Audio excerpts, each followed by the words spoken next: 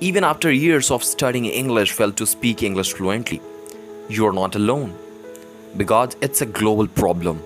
One of my students, Rahul, from India, described this combination of failure and stress named English trauma. He said that he hated English. He felt that learning English was boring and stressful, and speaking English was even worse. In fact, whenever any person was speaking English in front of Rahul, he was feeling extremely nervous and shy. Rahul felt that he had developed a psychological problem with English and had named it English trauma. A trauma is a deep wound or injury that there are so many people now think of English as a kind of injury or mental disease. Throughout my career, I met many students who had exact similar feelings about English. I discovered that Rahul was not alone. Rather, English trauma is a global epidemic. Through most of people shy, they must learn to speak English. Very few seem to enjoy it. You are also trying to learn English, but I don't think you are enjoying it. Most who learn a language struggle with the same feeling of nervousness or frustration as Rahul had. As I encountered this problem more and more, I began to look at the root cause. I realized that before I found a solution, I needed to understand the problem, just as a doctor must find diagnosis as disease before treating it. Think about it. What is the cause of all these misery and failures? Why do many people fail to speak English effortlessly despite years of study? What is wrong with this English education? At first problem that I found was schools. The way how they teach English, most schools everywhere in the world use grammar translation method. They're just focusing on grammar analysis and memorization of translation and vocabularies. These methods breaks English into endless series of grammar formulas to memorize, of course. Each grammar formula has exceptions and these must be memorized too. A school like grammar translation method because it appears to be serious, academic, and complex. The grammar translation method fits in the way of a school teach more subjects with textbooks, lectures, notes, memorization, and tests. The only problem, as you know, is that it doesn't work. In real conversation, there is simply no time to think about English grammar formulas and exceptions. The failure rate of this method, therefore, it's all absolutely horrible. Despite of all failure, most of students to speak English fluently, a school continue to use this method. This is an epic failure of our education system. Recently, because students find the grammar translation method so boring, some schools have added communication activities in their curriculum. Occasionally, the teacher puts the students into pair and groups. The students then read and repeat dialogues from a textbook. Sometimes they might answer a few questions from worksheet. Of course, these activities are unnatural, nothing like real English conversation. The failure rate of communication activities is just as bad as grammar translation. Obviously, the English teaching method used in English do not work. That was easy to see. I knew it. The student knew it. And many teachers know it too. Though few will admit it. However, as I continued to investigate the problem with the school, I found even deeper problem in the education system. These problems are less obvious but as many far more damaging to the students. I call these problems the hidden curriculum because they are hidden lesson taught by our schools. Most schools every day in the world has similar hidden curriculums. One element of this curriculum is a student's passivity. In schools, students are trained to be passive, not active. They sit in chairs and row. When they are young, they are told to be quiet, obey the teachers. As the teacher lectures, the student take notes. It is told to memorize these notes in the preparation of a test. The message is clear. Learning is a passive activity. You listen to the teacher, you make notes, and then you memorize the notes. The problem is that speaking English not passive activity. You must connect with the other people. You must continuously ask the questions and answers. These must communicate ideas, emotions, and descriptions. You must be ready to unexpected. You must be spontaneous. You must actively interact with people. English is not something that you passively study, or it is something you do. Relate to the problem of passively issue of energy, sitting on a long time in a low energy activity. The longer you sit, the more energy you drops, and as your energy drops, so does your concentration. What a worst. We know that some learners need physical movement in order to learn effectively. These people are called best learners.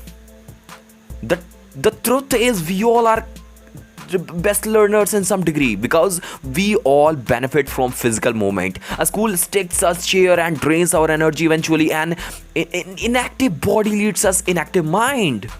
Did you get it? Inactive body leads an inactive mind.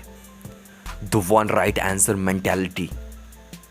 One of the greatest flaws in the school education is the idea of one right answer. One right answer is a powerful part of our hidden curriculum. It is a result of using textbook and tests. In a school, you're frequently taught to, there is just only one correct answer, correct answer to a question or a problem. For example, you might be, asked to choose any correct verb tense or a test. You might be taught proper in English greetings. These hidden messages is that teacher's way is always right. Whatever is being said by students, whatever is being thought by students, they all are incorrect. It is being thought by according to our curriculum. So idiotic. Can you imagine? Even in real life, real English is not used in this way. For example, sometimes I will tell you a story about the present tense eventually through happens events in the past. This is a technique commonly used for native speakers. However, when English learners hear these stories, many are confused and upset. They are convinced that the past tense is right answer, and the only correct way to tell this story is the past answer. Some get quite upset, even they argue with me about it. The students are so convinced in that way, this is the only right answer, sir. This has been taught by my teacher. So you are absolutely incorrect, sir. My teacher has taught this one to me, and I know that this is the only right answer of this question, and that's all. Do you think it's right? Student has been told, okay, that for every question, for every particular question, there is just one answer. And that is why whenever they try to communicate with any person, they try to use any particular tense, like they will have to talk in past tense, and a student is totally confused. Really, in this situation I should use past tense or perfect tense or continuous tense? Shit.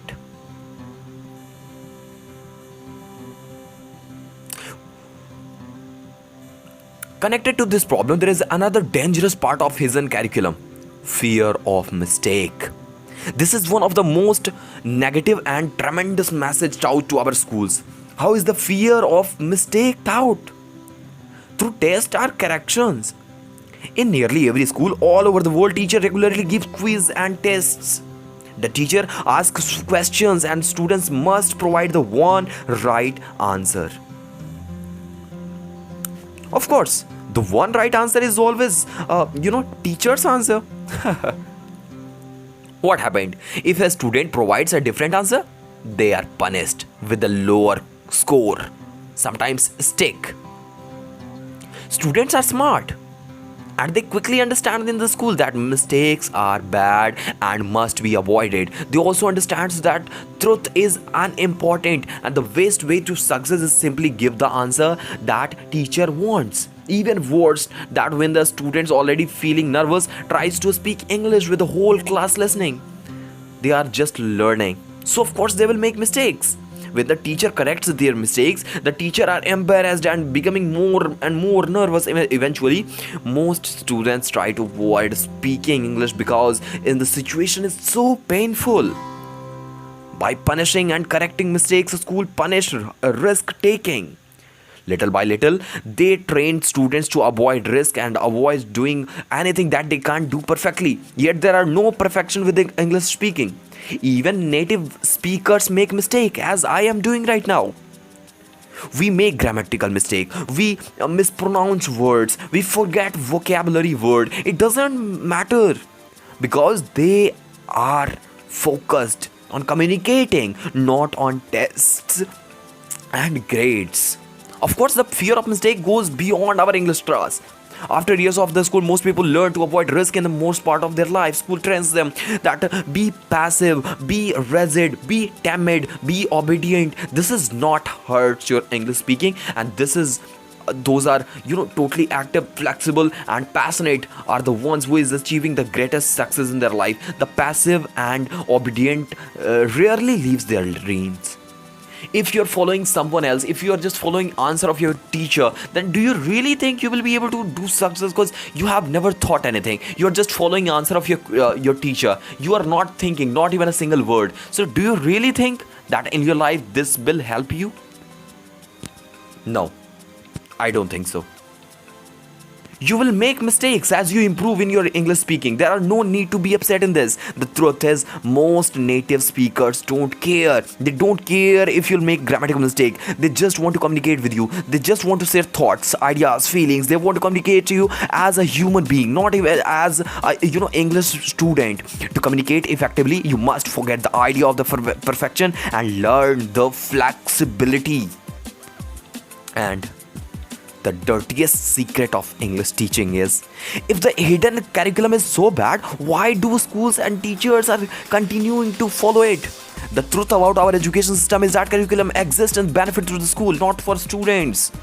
Teachers use these methods because they are easier. They are literally easier to teachers because they are good for students, but not the best for students. The hidden curriculum creates passive students. It creates obedient students. Passive and obedient students are easier to control, making life easier for teachers and school administrators. Textbooks, for example, make the teacher's job much easier. By using a textbook, the teacher doesn't have to plan a new new lesson for every class. Planning lesson is hard work, and the textbook make it easier. The teacher can simply follow the textbook with a minimum effort. Many teachers are little more than textbook leaders. Every day they read the textbooks to their students and says, "Beta, that is done. You don't need to read more. You just need to. I've told you everything. There is nothing more in that." They're just translating English to their native language, and they're just saying that that's enough, beta. How much will you read? This is the saddest reality of our education system, mostly Indian education system. In my opinion, they can barely to be called teachers. I don't think they should be called teachers. Perhaps we should call them textbook readers. Literally, we should really call them textbook readers and nothing else. Another benefit of schools, for schools there is a standard learning by using textbook, and the school ensures that every English class is learning exactly the same thing. School officials like it because they are making easier and easier for teachers. Schools are like factories. The bosses want everything from the same, and that's all. The same is the true with the tests and grades. These provides a little to no benefit to the English learner. In fact, we all have discussed tests and grades increase stress, creates a fear of making mistakes. Tests and grades are really particular cause of English trauma. On the other hand, tests and grades are powerful tool to control the teachers. When the student fear bad grades, they obey the teacher more. They learn that the teacher is always right. Because they don't agree with teacher's answer, they are punished with lower scores. So literally, if you're trying to learn English, never ever study in English medium school. If you're studying English medium school and you're just thinking that in few years you will be able to speak as you want, I don't think it's possible. I literally don't think it's possible. You should you should leave your school right now. You should do self practice. You should do communication with the different persons who is not from India. Just do conversation as much as you can. If you're following your syllabus, if you're following the syllabus that has been given you by your schools, just forget that you can speak English. Just forget it. It has been written by me. I'm telling you. Just don't forget that self-study is the best study. If you're following any curriculum, they are just completing their work, okay? You are paying fee to them. They are just completing their work. They are not doing anything to you. They are just completing their work. They are just getting fee, and that's all. They are not focusing on any particular student. You are unique. You are any particular person. You have a different mindset, and every student who is reading in a school, every student who is reading in a class has different mindset. You need to find out what is the easiest way. Okay, what is the easiest way for you to learn this language? Language and subjects, all of those are different. Listen carefully. Language and subjects, those are different. A school can teach you subject, but school cannot teach you language. If you want to learn language, you need to do communications. Until now, there are many mistakes that I have committed. Am I feeling sorry for that? Am I feeling guilty for that? Not even a single bit. I'm just speaking long and long and long. I'm not getting nervous in front of you. I'm just making this podcast, and that's all. You are listening to it, and in future you will be able to speak like me. And there is just one reason. You are getting improved just because of listening this audiobook, just because of listening this podcast. In future you will also find mistakes in your curriculum. In future you will be also find mistakes in any podcast as you are doing it with me. So literally, if you want to learn English, don't follow any routine, don't follow any curriculum of any school. Just follow your path. Do as much as you can. Just study as much as you can. You read books. Read communicative books that teach you communication. Read books that teach you communication, not that teach you black hole and protozoa and these cells, and just leave all those things. Don't study that. If you want to understand how communication works, you need to do communication as much as possible. I'm sure these words are helping you to understand what I am trying to say. Give a time to yourself. Give a time to yourself. Don't think that you can't. You can do it. In future, there are many persons who is speaking this language. I was also one who's listening to many podcasts, and I am making my podcast just because of thousands of persons who has taught me this language. How I did it, just because I was listening to many person. I was just following one person. I was listening to everyone, but there was just one person who taught me, and who was Alan. There was many person, okay? In YouTube, there are many person whom you are subscribing, whom are you following. But Vision Spoken English, whenever I upload an audio or a video, you watch it just because you are following just one person. If you will follow many person, they will teach you different types of tips, and just because of many tips, you will just forget that which tip should you follow, and all of them will be worst. Just follow one channel and follow it continuously, and don't worry, I'm going to upload one video per day. You don't have to wait many days. You will have to just wait just 12 hours, and every day new audiobooks, new video is being uploaded by me every day. Vision Spoken English is going to be the best channel just because of you. My hard work is not decreasing. My enthusiasm, my energy is increasing day by day, and just because of you. Just because of your help, just because you are helping me in this, just because you are liking my video, just because you're subscribing my video, just because you're looking my video whenever I upload on YouTube. So thank you so much for listening to it, and if you are learning anything, just don't forget to subscribe this channel. And in future there are many videos that is being uploaded by me. You just have to wait for it. Thank you so much for having this conversation with me. Have a good day. Happy learning. All the best.